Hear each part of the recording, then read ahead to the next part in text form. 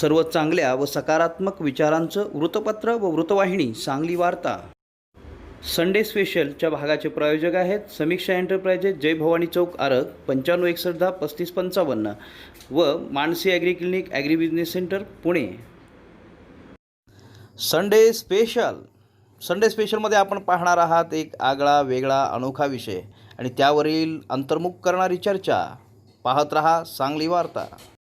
नमस्कार, सलाम और जूले. मैं हूं सोनम वांगचुक, लद्दाख से. आप में से कुछ लोग हमें जानते होंगे हमारे शिक्षा सुधार के कामों के बारे में, या फिर पर्यावरण के काम में आई स्तूपा, आर्टिफिशियल ग्लेशियर जैसे कामों के लिए, या फिर आई लिव सिंपली जैसे ग्लोबल मूवमेंट्स जो कि सादा जीवन अपनाकर क्लाइमेट चेंज को रोकने के लिए लोगों को प्रेरित करती है. मगर दोस्तों, आज मैं इन चीज़ों के बारे में नहीं बल्कि आप लोगों को एक बहुत ही ज़रूरी संदेश देने के लिए आया हूं, जो कि चीन और भारत के बीच अभी जो टकराव और तनाव की स्थिति बनी है, इसके बारे में आपकी क्या जिम्मेदारी है. मैं लद्दाख में हूं और आप देख रहे हैं सिंधु नदी को बहते हुए यहाँ, और वो जो पहाड़ियाँ हैं उनके पीछे नोब्रा और चांगतांग के वो इलाके हैं जहाँ पर ये तनाव बढ़ता जा रहा है. हज़ारों सैनिक वहाँ ले जाए जा चुके हैं. सुनने में आया है चीनी वायुसेना के जहाज़ भी वहाँ तैनात किए गए हैं, और एक घंटे पहले भारतीय वायुसेना के जहाज़ भी मेरे ऊपर मंडरा रहे थे.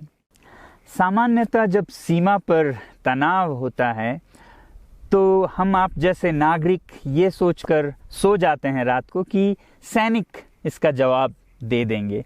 मगर मैं आज आप लोगों को ये ज़रूरी बात बताना चाहता हूँ कि इस बार सिर्फ सैनिक जवाब नहीं, दो तरफा जवाब हो और उसमें नागरिक जवाब भी हो. तो आप जैसे नागरिक दिल्ली, मुंबई और बेंगलोर और अनेक शहरों से क्या कर सकते हैं इसमें, ये समझने के लिए पहले हमें समझनी होगी चीन की ये हरकत और वो ऐसा क्यों कर रहा है. आपने देखा होगा कि ये सिर्फ भारत के साथ नहीं हो रहा है, बल्कि पिछले कई हफ्तों से चीन ये दक्षिण चीनी सागर में वियतनाम, ताइवान और अब हांगकांग के साथ भी छेड़खानी कर रहा है. और मेरा ये विश्लेषण है कि वो ये सब किसी देश के साथ दुश्मनी के वजह से ज़्यादा अपने अंदर की समस्याओं को सुलझाने के लिए कर रहा है. आज चीन को सबसे बड़ा डर है तो अपने जनता से डर है. उनकी 140 करोड़ की आबादी, जो कि एक बंधुआ मजदूर की तरह बिना मानवाधिकारों के चीनी तानाशाह सरकार के लिए काम करते हैं और उसे धनी बनाते हैं. जब वो नाराज़ हो जाए तो फिर एक क्रांति की सी परिस्थिति बन पड़ती है, और इससे चीन बहुत डरता है. आज कोरोना के प्रकोप के बाद चीन में फैक्ट्रियां बंद हैं, एक्सपोर्ट्स बंद हैं और बेरोज़गारी 20% तक बढ़ चुकी है. लोग बहुत नाराज़ हैं. क्रांति हो सकती है, तख्ता पलट हो सकता है. इसीलिए चीन पड़ोसियों से दुश्मनी करके अपनी जनता को अपने साथ जोड़ने में लगा हुआ है, और ये पहली बार नहीं कर रहा है. 1962 में जब भारत के साथ जंग की तो वो जंग भी उसने अपने जनता को संभालने के लिए की थी. तब 4 साल का अकाल और भूखमरी हुई थी, और इससे ध्यान हटाने के लिए ये जंग की थी.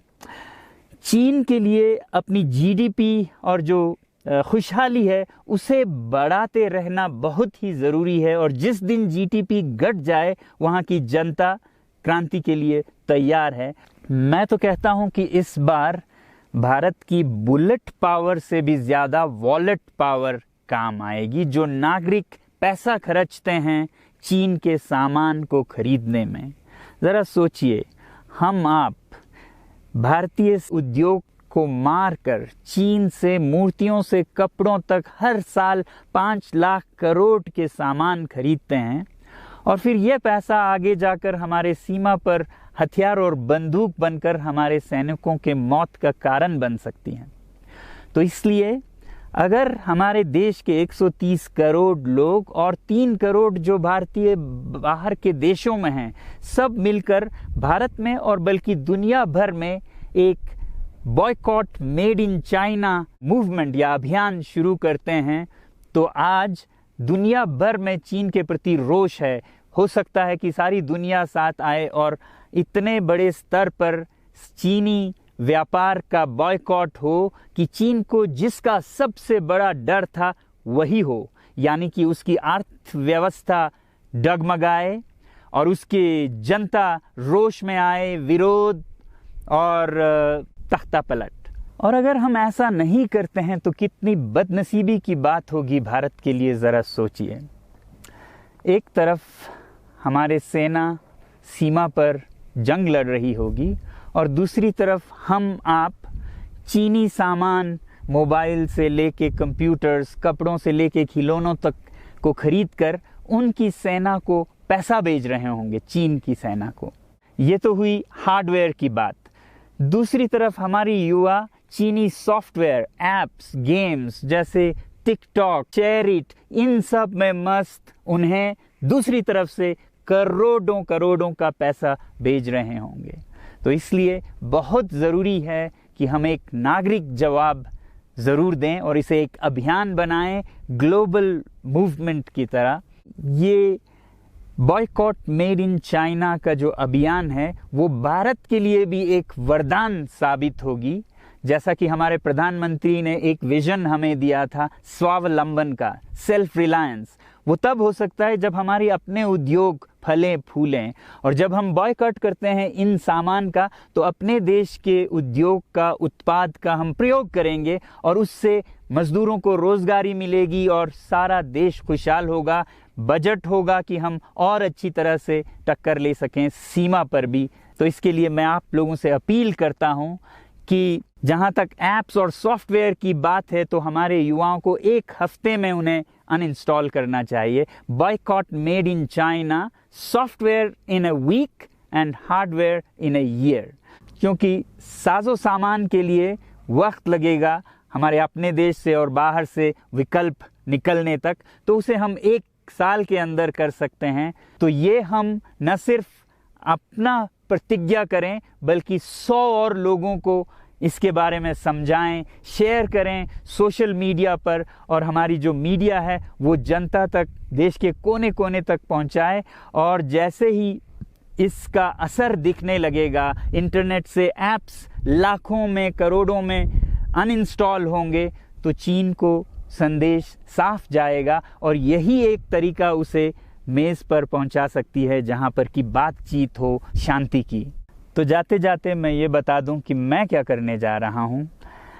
इस फ़ोन पर जो भी चीनी ऐप्स हैं उन्हें तो मैं 1 हफ्ते में हटा रहा हूं, बल्कि ये फ़ोन जो कि चीन में बना है इसे भी मैं 1 हफ्ते में अपनी ज़िंदगी से अलग कर रहा हूं। और 1 साल के अंदर हर वो चीज़ जिस पे मेड इन चाइना लिखा है उसे ज़िंदगी से निकालने जा रहा हूं।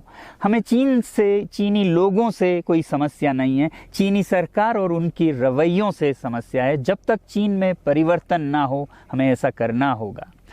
और आप लोगों से मैं अपील करता हूं कि आप अपने शहर में, अपने मोहल्ले में ऐसे इवेंट्स करें जहां लोग प्रतिज्ञाएं करें कि चीनी सामान का बहिष्कार करें जब तक चीन में परिवर्तन ना हो। और मैं सालों से कहता रहा हूं कि 21वीं सदी में देश के लिए जान देने की नहीं बल्कि जिंदगी देने की ज़रूरत है।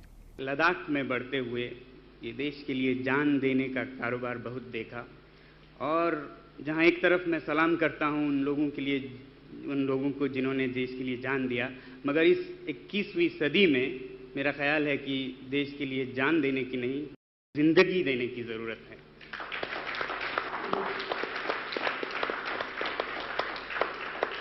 तो आप भी निभाइएगा अपना रोल। जय हिंद।